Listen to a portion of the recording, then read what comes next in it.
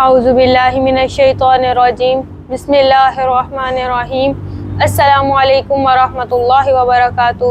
میں ہوں آپ کی میزبان معصومہ ساجد۔ آج ہم جس اہم ترین موضوع پر گفتگو کریں گے وہ موضوع مبتلات نماز ہے۔ تو آج اس موضوع پر گفتگو کرنے کے لیے ہمارے ساتھ موجود ہیں خواہر ختیجہ فاروق۔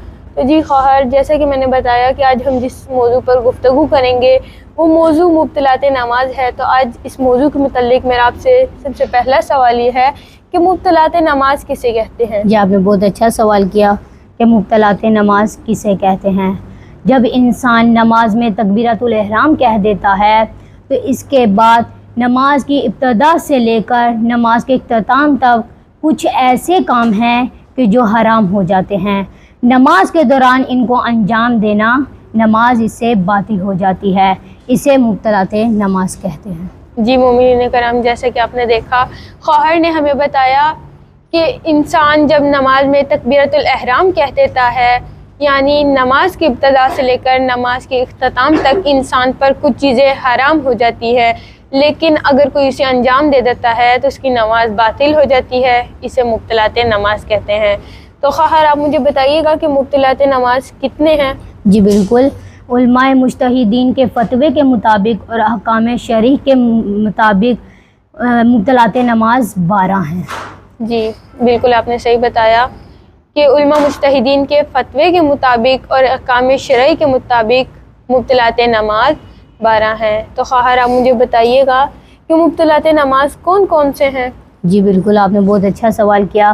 مبتلات نماز 12 ہیں، ان میں سب سے پہلا کہ شرعیت نماز میں سے کوئی بھی آپ شریعت معذرت کے ساتھ نماز کی شرائط میں سے کوئی بھی شرط باقی نہ رہے۔ مثال کے طور پر جیسے نماز کے لیے وضو کرنا ضروری ہے، لیکن اگر کوئی وضو کے بغیر نماز پڑھتا ہے تو اس کی نماز باطل ہے۔ اسی طرح اگر کوئی نجس لباس پہن کر نماز پڑھتا ہے تو اس کی نماز باطل ہے۔ اگر کوئی غصبی جگہ پر بیٹھ کر نماز پڑھتا ہے تو اس کی بھی نماز باطل ہے۔ اسی طرح دوسرا مبتلات یہ ہے کہ اگر کوئی رکن کو کم یا زیادہ کر دے، یعنی اگر کوئی بھول کر یا جان بوجھ کر کم یا زیادہ کر دے تو اس کی نماز باطل ہو جاتی ہے۔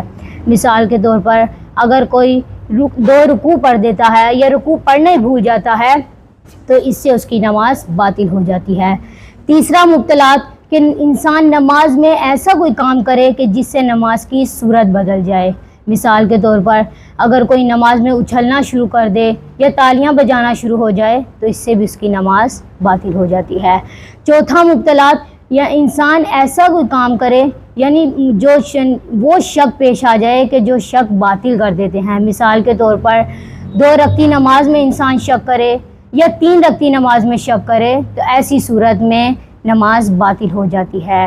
پانچواں مبتلات کہ انسان کوئی ایسا کام کرے کہ جس سے نماز باطل ہو جاتی ہے۔ معذرت کے ساتھ پانچواں ایسا مبتلات کہ یعنی انسان دنیاوی کاموں کی باتیں کرے یا روئے تو اس سے نماز باطل ہو جاتی ہے۔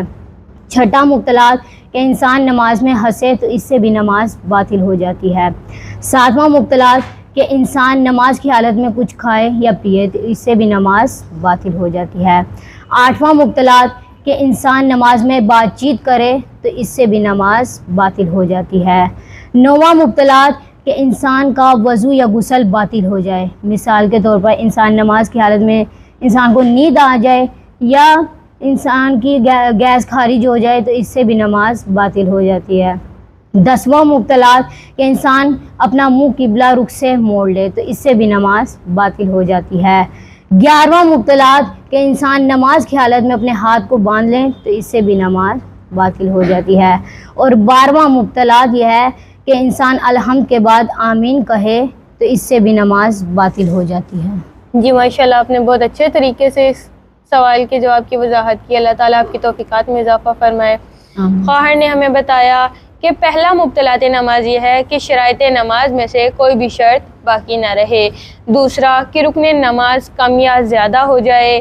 تیسرا یہ ہے کہ صورت نماز بگڑ جائے۔ چوتھا وہ شکوک جو نماز کو باطل کر دیتے ہیں ان میں سے کوئی شک پیش آ جائے۔ پانچواں کہ انسان نماز میں دنیاوی کاموں کے لیے رونا شروع کر دے۔ چھٹا کہ انسان ہنسنا شروع کر دے نماز میں تو اس کی نماز باطل ہو جاتی ہے۔ ساتواں کہ انسان نماز میں بات کرنا شروع کر دے تو اس کی نماز باطل ہو جاتی ہے۔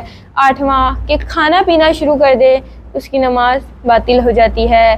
نوواں کہ انسان اپنا منہ قبلے سے موڑ لے تو اس کی نماز باطل ہو جاتی ہے۔